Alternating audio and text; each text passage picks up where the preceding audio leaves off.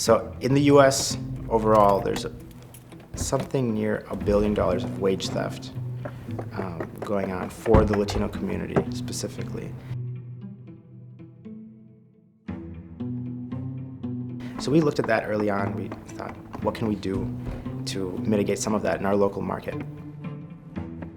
And I was thinking about what this industry lacked. And what I was hearing from builders is that there's a huge labor shortage. And the community that's really filling the shortage are Latinos. So I went into this idea and I thought there should be some kind of tool for this community to connect with builders. And the first concept was an app. Queblo is a marketplace for Spanish-speaking craftsmen to connect with builders and contractors. So we build business for guys that know what they're doing, they know their craft and their trade, and they might not know how to start their company or price their work. So that's when we come in and we help them set everything up formally and connect with good projects. I was kind of surprised to hear Igor bring a startup venture to me because I knew him as an architecture student from Minnesota and who had gone to Spain to work in an architecture firm. And all of a sudden he comes with this idea for an app, and an app is the magic word in the startup world. So I thought, well, this might be interesting and might be an opportunity for me to learn a little bit about it.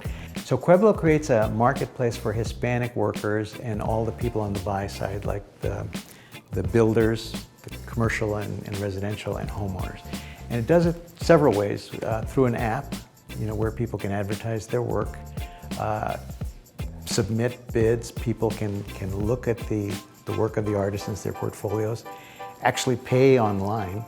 And for those people who don't use apps, like for example the much larger commercial builders, we have a separate subsidiary called Queblo Construct, and that's where Queblo will deal with the builders and our workers become subcontractors to them.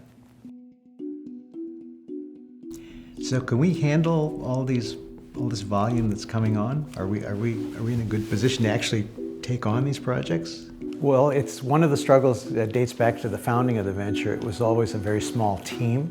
So the team was 2, and now it's 1. And so that challenge has been persistent. So that goes against the grain in all the startup literature, that you have to have your team in place. And so we've been improvising that team from the beginning, and that's been a challenge.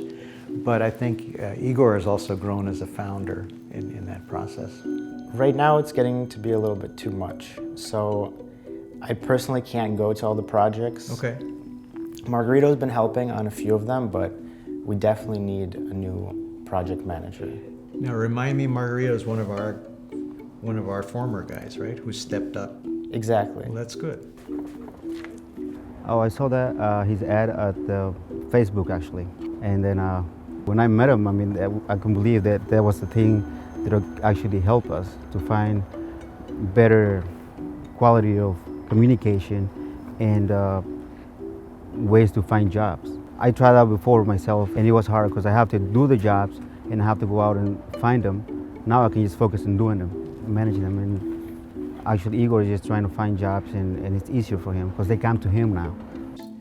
So Igor, I think one of the challenges for us is Margarito.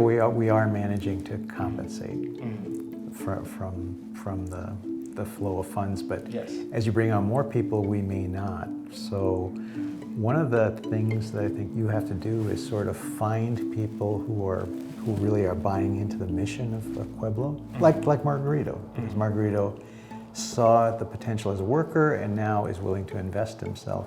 So Eapen is someone I've known for a long time, and I've always known he had a very strong business background, and I needed someone to go to more formally, so I asked him to come on board and be our advisor. So because we're bootstrapping this project, we're not going to VCs, or we're not taking private equity, I think you're going to have to